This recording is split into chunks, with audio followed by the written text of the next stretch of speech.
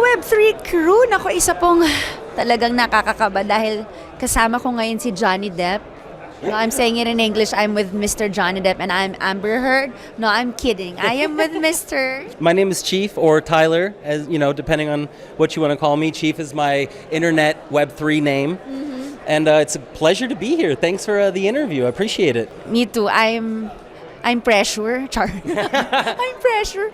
Ooh, it's hard for me. You know, when it's speaking English, my nose is bleeding. No, I'm kidding. Anyway, let's talk about where are you guys working? Where are you working? So I'm currently living in Vietnam. I've been there for about 3 years. Grew up in California, went to Germany, just kind of keep on moving to the east. And now in Vietnam, I'm running Esports for Everyone, which is a tournament organizer. We did over 1,000 tournaments this year, including a live event in Saigon and a live event in the Philippines. Really? So you've been to Philippines already? Absolutely, a couple times. The Axie Masters League we did there, which was a really nice live event. And we had about 4,000 viewers. It was a big success. We were really happy about that. And I love the Philippines, by the way. Most beautiful, amazing people. Every time I go there, they treat me so well. It's absolutely incredible. So I can't wait to go back again. Anyway, let's talk about this event. What are the benefits of implementing blockchain since you're into esports, right? In the gaming industry. So, you know, the biggest thing with blockchain is transparency, right? You get to see what's going on behind the curtains. And the other thing would be ownership. So right now, if you look at all Web 2 games, it doesn't matter how much time you invest, how much money you invest. The day you decide to stop playing, it doesn't matter. All your money is gone, all your time is gone. And with the blockchain technology and the ownership, you're going to be able to give people something back for their time. Not just play to earn, you know, it's not about that. Those economies aren't going to be sustainable until there's a real influx of players. But to get that influx, I think the players need ownership. They have to be able to know at the end of the day, I can sell this and not get banned, I can trade this, or I can quit the game completely, move on to something else, and, you know, buy new assets in that game with what I earned from this game. So I really think that's going to be the biggest thing that the technology can bring to the gaming sector. Because players need ownership. It's ridiculous that players play hundreds of hours of FIFA, they get their Cristiano Ronaldo, they're so hyped, and then next year they're like, I don't like soccer anymore.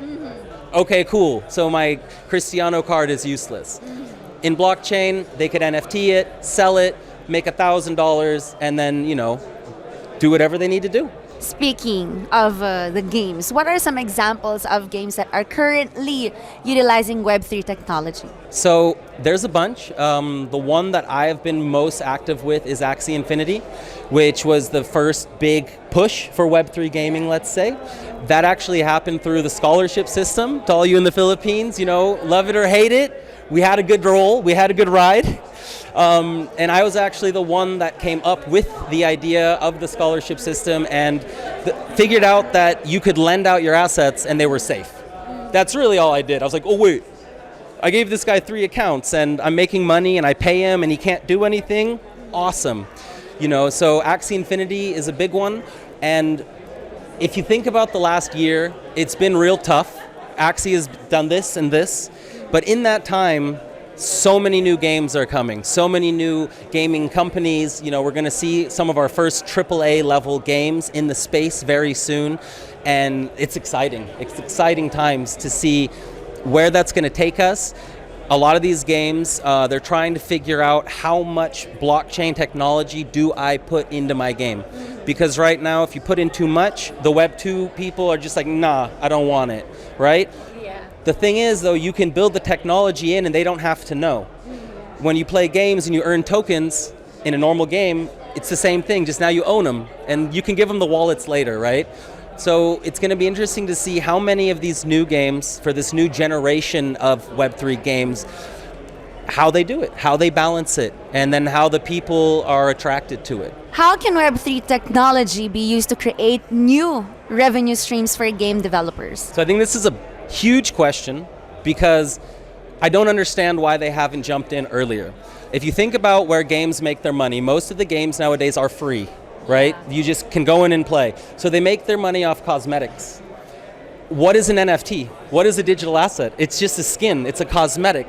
So what they could do is they could sell them the same way they do with dollars or crypto, but then with the marketplace fees, if you have a booming game and people are selling and trading and swapping and doing all this stuff, that's marketplace fees. Yeah. That is money that goes into the developer's ecosystem. They can use that to give back. They can use that to develop. They can use that to pay their people.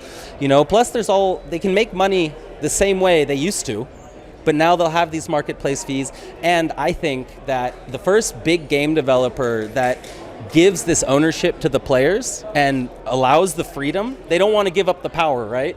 Give up the power a little bit, it's going to be the best marketing you have ever seen. Because when you have people that are organically marketing a product because of the ownership, because they're excited, oh my gosh, I just made all this money off this rare thing I got. Great marketing for these game developers. And it's organic, right? They don't have to pay for it. They don't have to do anything. They just need to give the people some freedom. Thank you so much.